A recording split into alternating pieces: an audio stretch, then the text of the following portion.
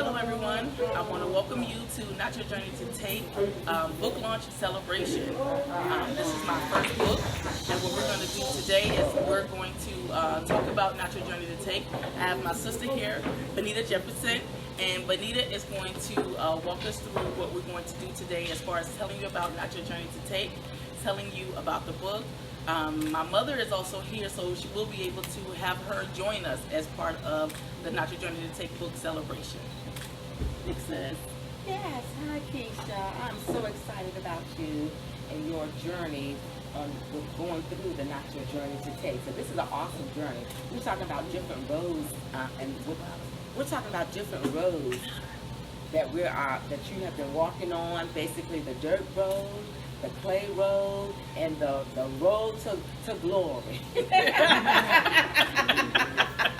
So this is a wonderful book. So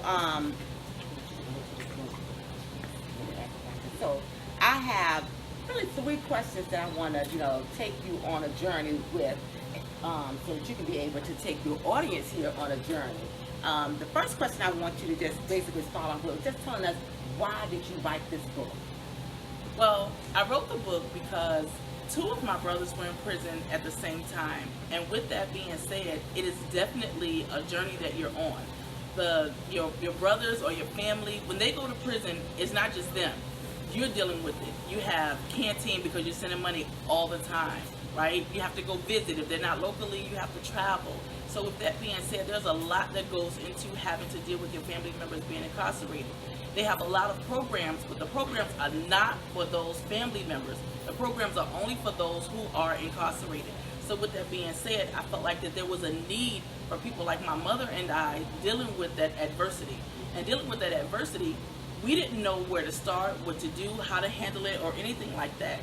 And we had to figure it out. And along that journey, we've met so many others who are dealing with that, right? So when they're dealing with this particular journey, they don't know what to do, where to go, they don't know who to communicate with, they don't know who to talk to as far as resources are concerned.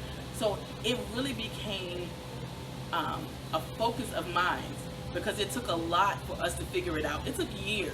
One was in prison for 12 years and the other one was in prison for 8 years. They were in prison consistently for 8 years. So can you imagine? We're trying to go to 2 different prisons. We're trying to send money to 2 different prisons, right? We're trying to, make visits. And they have visits if you don't know, I'll say they have visits every weekend. With the visits every weekend, who are you going to go see? How do you make that happen? Like, what do you do?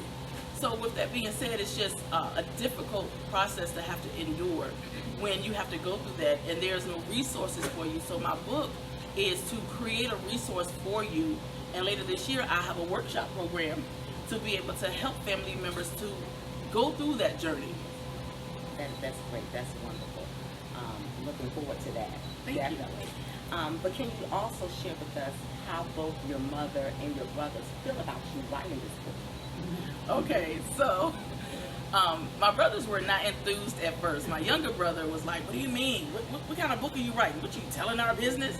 And I was like, no, I'm not telling our business. I'm helping others. I'm like, it was a struggle to have to determine to go see you and go see my other brother, my mother's other son.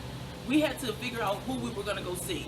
Like, that took up a lot of weekends, that took up a lot of time. And don't forget court, right? There's a journey that you go on before you are incarcerated. So with that journey, you're going to court, you're hiring lawyers, you're trying to figure that process out. And with trying to figure that process out, it's not easy. It's very difficult. And then you don't know who's a good lawyer. You're like, well, that costs a whole lot of money. Let me get a court-appointed attorney, right? And then you determine, is that court-appointed attorney, self-serving? Are they trying to build up their career? Or are they just along for the ride, so they're not really doing their job? So it becomes really difficult to try to figure out what road to take. And with my mom and I, we didn't have a lot of resources as far as how to handle that.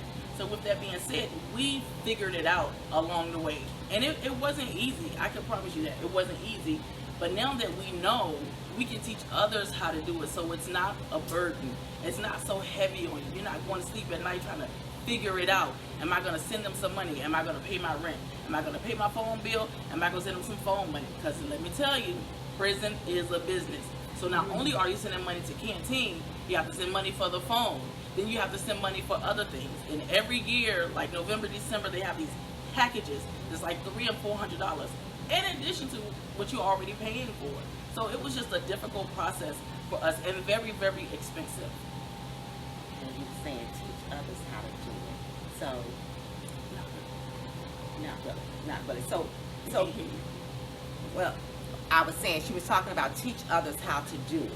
So with that being said, what I would like to know, and I'm sure your readers want to know, what is it that you want them to get out of this book? Absolutely. A couple of things I want you to get out of this book. One is learning how to put yourself first. We didn't do that at first, and it became a struggle because all the time it was always about the boys. What we need to get for them, what we need to buy for them, when we need to go see them, and we did not put ourselves first. And whenever we wanted to go on vacation or do other things, they were always considered before we did anything. Like, we didn't make a move until they were straight. Right. But at the end of the day, when you are in prison, you got 3 meals a day and you got a bed to sleep in, right? So you don't need all the money that we were sending. And it took one of my cousins to tell me that, Kesha, you don't need to be sending them X amount of dollars. He was like $100 a month is all they need.